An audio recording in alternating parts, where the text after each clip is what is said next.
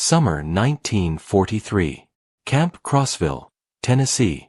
The dark, fizzy liquid in the glass bottle captivated the German soldier who had never seen anything like it before. After 2 years of hardship in North Africa, surviving on dry biscuits and ersatz coffee, this sweet, carbonated drink called Coca-Cola felt like a miracle made real. It cost 5 cents at the camp canteen, the same amount, guards explained, that American children paid from their pocket money. Across U.S. prison camps that summer, 371,683 German POWs faced a reality that shattered everything Nazi propaganda had taught them about American weakness. They discovered a country where ice cream was a regular dessert, soft drinks were everyday refreshments, and candy bars were so plentiful that guards handed them out freely. These small indulgences, treats most German children had never even tasted, would quietly dismantle Nazi ideology more effectively than any propaganda effort. The message of American abundance was written not in leaflets, but in sugar, chocolate, and carbonation. It exposed a level of industrial power that turned German hardship from a symbol of noble endurance into evidence of needless deprivation. What began as simple amazement at American sweets gradually transformed into a profound psychological shift among the prisoners. When the Afrika Korps surrendered in Tunisia in May 1943, about 250,000 German and Italian soldiers entered Allied captivity. These were veteran fighters who had once driven the British back to Egypt under Rommel's command. They expected harsh punishment and hunger as prisoners, expectations fueled by Nazi propaganda warning of American cruelty. Yet within hours of surrender, they received American K-rations, field meals that U.S. troops themselves often complained about but that seemed luxurious to the Germans. Each ration pack contained crackers, processed cheese, candy, fruit bars, instant coffee, sugar tablets, and cigarettes. To men who had lived on minimal rations for months, these were feasts. Military records show that at the North African processing camps, the U.S. Army even served pancakes with syrup, fresh eggs, and milk, foods long absent from German military supplies. Feeding the enemy with superior food began immediately, though its deeper psychological effect would only emerge over time. One German officer later told the International Red Cross, "We expected to be starved as prisoners. Instead, the Americans fed us better than our own army had." That confusion about American wealth was the start of our education. The Liberty ships carrying POWs across the Atlantic that summer became classrooms in American industrial power. Built at an astonishing pace, one completed every 42 hours at peak production, these vessels transported up to 30,000 prisoners each month. Naval logs confirmed that the food served to prisoners equaled or even surpassed crew standards, averaging 3,500 calories per day, with fresh bread, meat, vegetables, and coffee with sugar and milk. Refrigeration systems, standard on all American ships, kept food fresh throughout the 2-week voyage. Most astonishingly, records show that ice cream was sometimes served during the crossings. The USS General M.B. Stewart's log from July 1943 notes ice cream being made and served on July 4, produced in 10-gallon batches using the ship's onboard machine. For men who hadn't seen ice cream since before the war, enjoying it in the middle of the Atlantic seemed beyond belief. When the ships reached ports like Norfolk and Newport News, the prisoners encountered an America that Nazi propaganda had claimed didn't exist. The Norfolk Naval Base, covering 4,300 acres, processed more cargo in a single day than many German ports managed in a week. At the base exchanges, shops for dockworkers, prisoners saw shelves lined with candy from brands like Hershey, Mars, and Nestle. Procurement records from 1943 show dozens of candy varieties sold at standard prices, 5 cents each, the same as anywhere in the country. The journey inland offered more revelations. Instead of the cattle cars used for transport in Europe, German POWs traveled in passenger coaches, complete with dining cars that served full meals. Menus from July 1943 list fried chicken, vegetables, pie, and coffee. They soon realized this wasn't special treatment, this was simply standard American service. Across the United States, the prison camp network housed POWs in conditions that exceeded Geneva Convention standards. Camp Crossville, Tennessee, typical of the larger facilities, had electric lights, hot water, flush toilets, and heated barracks. But it was the camp exchanges, PX stores, that left the deepest mark. Army quartermaster reports show they sold multiple soft drink brands, Coca-Cola, Pepsi, Dr. Pepper, RC Cola, alongside candy, ice cream, where possible, cigarettes, fruit, snacks, and 3.2% beer. Prisoners earned 80 cents per day, later raised to $1. With both Coca-Cola and candy bars costing 5 cents, a day's wage could buy 16 items. Luxuries unimaginable in wartime Germany, where such things were rare even for civilians. Coca-Cola soon became the defining symbol of American industrial democracy.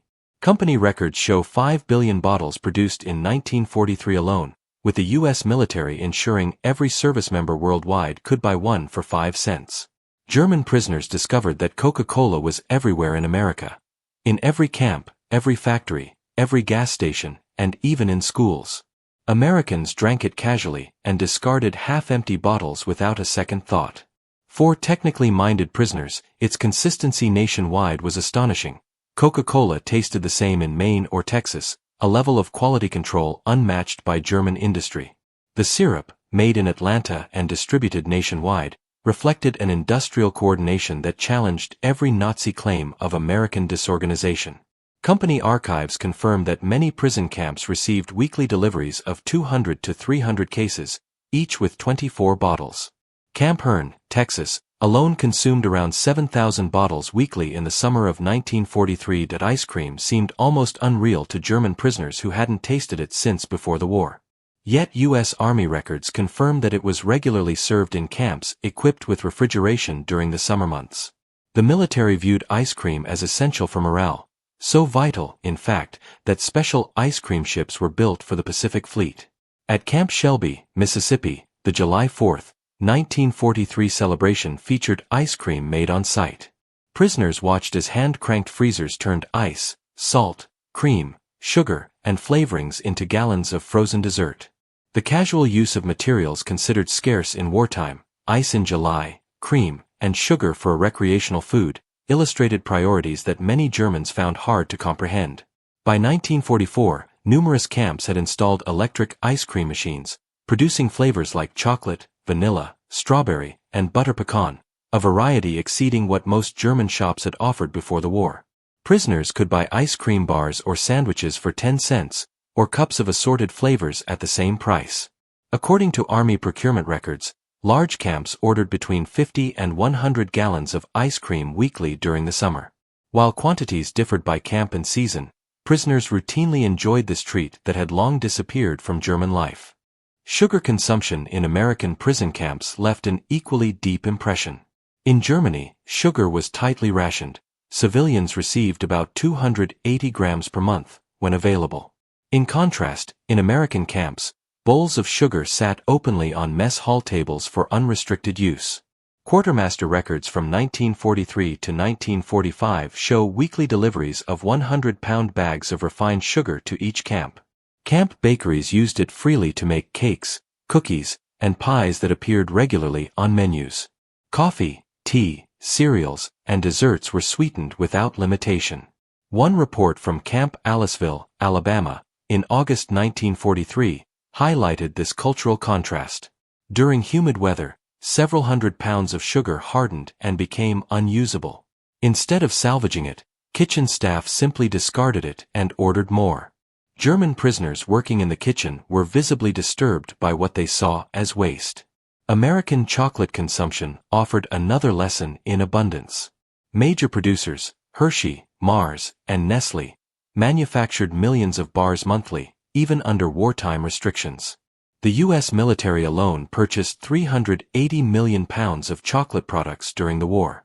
Camp exchanges stocked various chocolate bars, from standard Hershey bars to emergency rations and other brands, usually priced between 5 and 10 cents. Prisoners noticed that Americans had brand preferences, casually choosing one chocolate over another.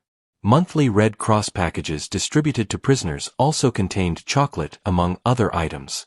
According to American Red Cross records, standard parcels included chocolate or candy bars, instant coffee, processed cheese, crackers, canned meat, cigarettes, and soap. These packages supplemented regular rations with goods that often surpassed what German civilians could obtain at home. The Thanksgiving of 1943 introduced German prisoners to a distinctly American holiday of coordinated abundance. Army records confirm that every prison camp served a traditional meal of roast turkey with stuffing, mashed potatoes and gravy, sweet potatoes, cranberry sauce, vegetables, pumpkin pie, coffee, and milk. The scale required to provide turkey dinners for 425,000 prisoners, alongside millions of American servicemen worldwide, showcased the nation's vast organizational capacity. That prisoners received the same meal as American soldiers reflected a principle of equal treatment that directly opposed Nazi racial hierarchy. The Christmas season of 1943 brought unexpected kindness from American civilians.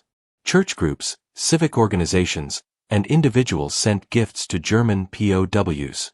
The American Friends Service Committee alone distributed 50,000 Christmas packages, typically containing homemade cookies, candy, toiletries, small games, books, cigarettes, and writing materials.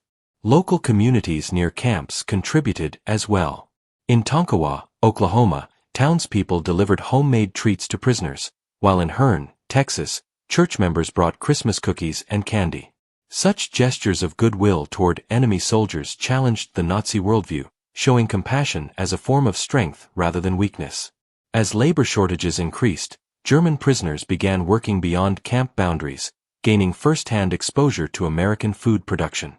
By 1944, about 100,000 prisoners were employed in agriculture and food processing, witnessing the country's productivity up close.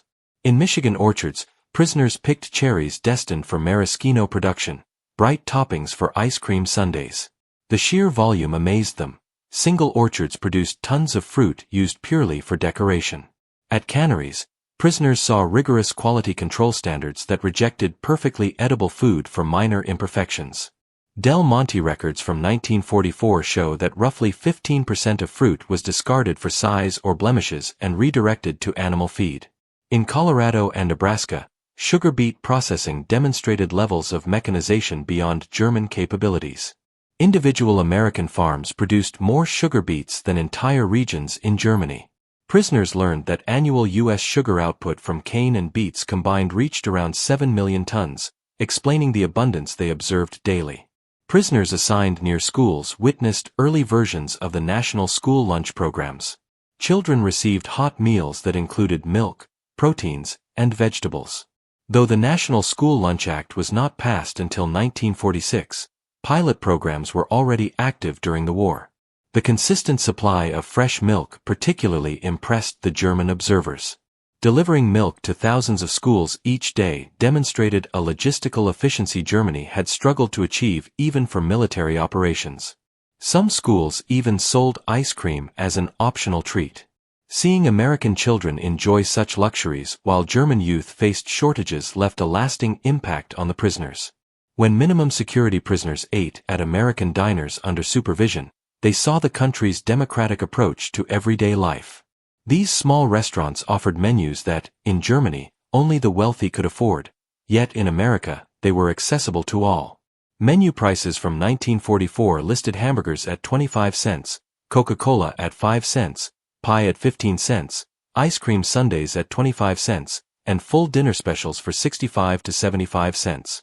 The equality of service, where a factory worker and a banker ate the same meal, served by the same waitress, contradicted the rigid class divisions the prisoners had known. As prisoners gained access to American newspapers and reports, they encountered production statistics that dwarfed German capacity. In 1944, U.S. output included 7 million tons of sugar, 380 million pounds of chocolate, 5 billion bottles of Coca-Cola, 1943 figure, over 500 million gallons of ice cream, and 119 billion pounds of milk. By contrast, German wartime production was severely restricted. Sugar from beets was heavily rationed, chocolate was reserved for the military, soft drink output was minimal, and ice cream production was nearly non-existent.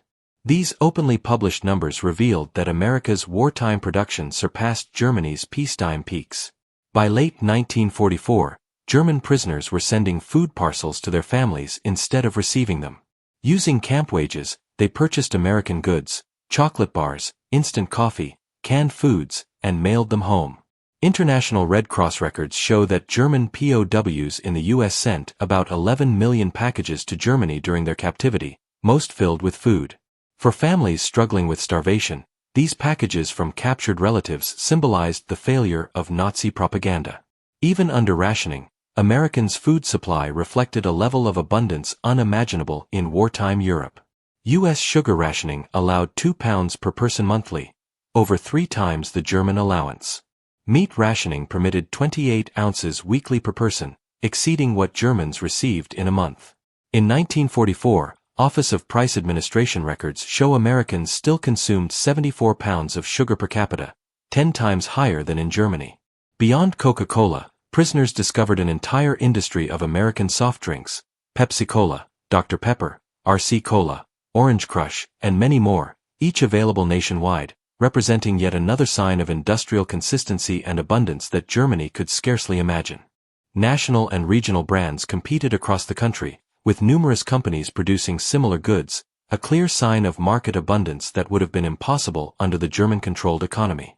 Bottling plants operated in every major American city, with standardized processes for carbonation, bottling, capping, and labeling that ensured efficiency. Individual plants produced millions of bottles annually, while distribution networks extended to every small town, gas station, and grocery store.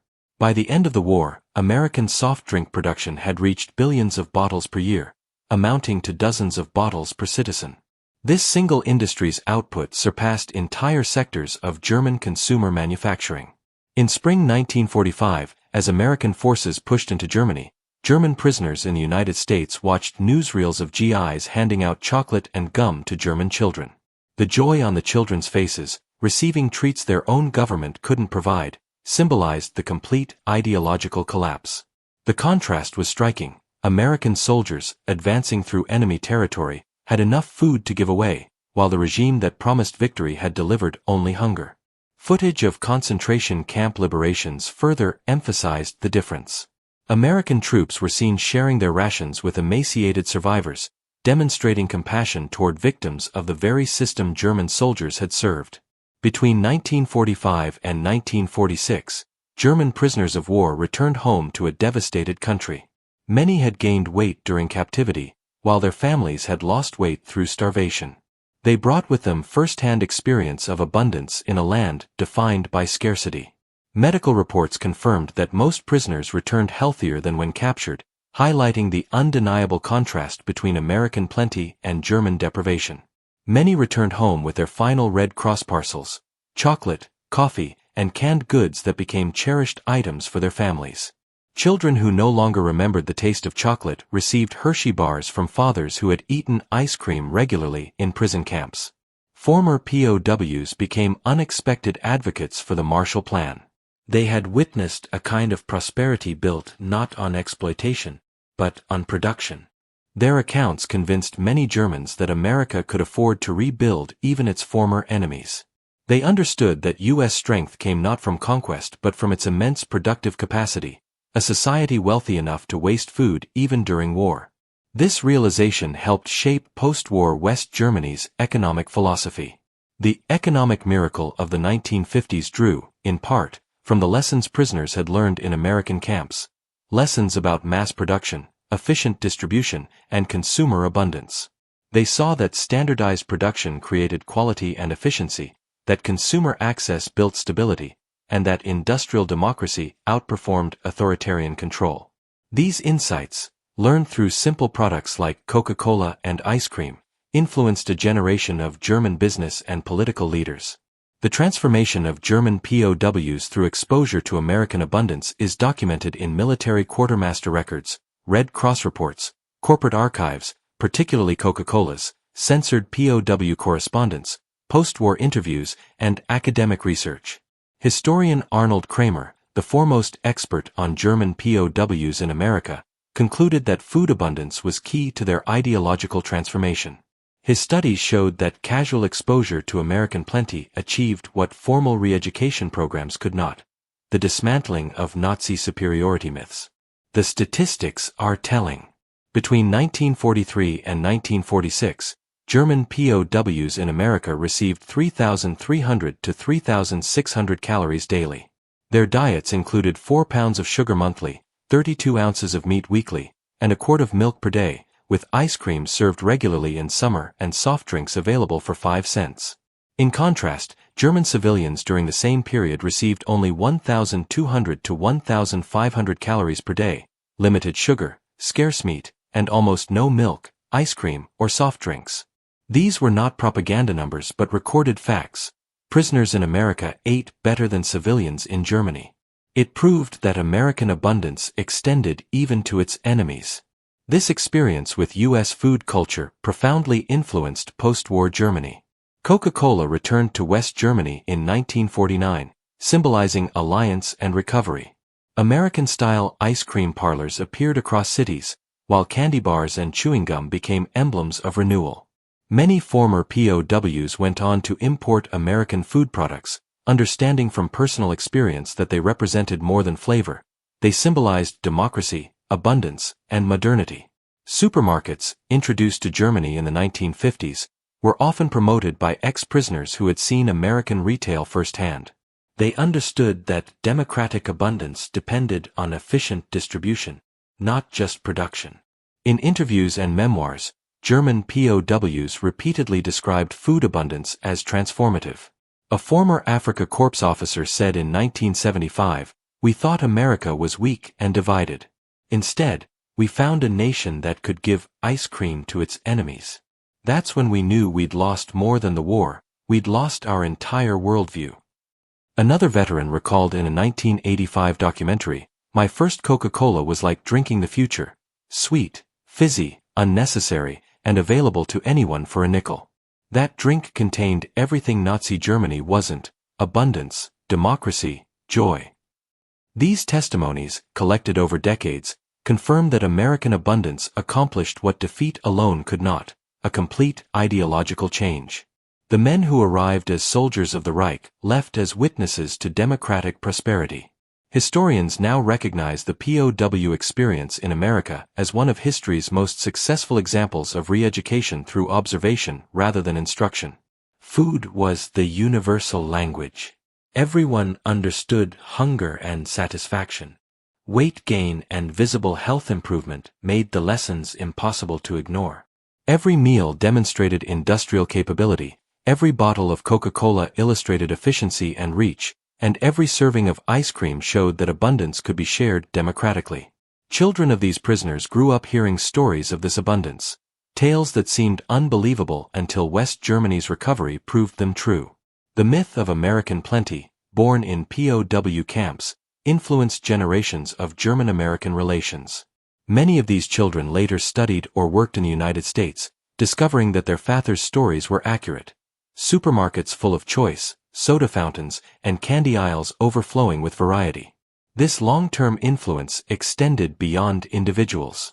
West German industry absorbed lessons about standardization, quality, and consumer access.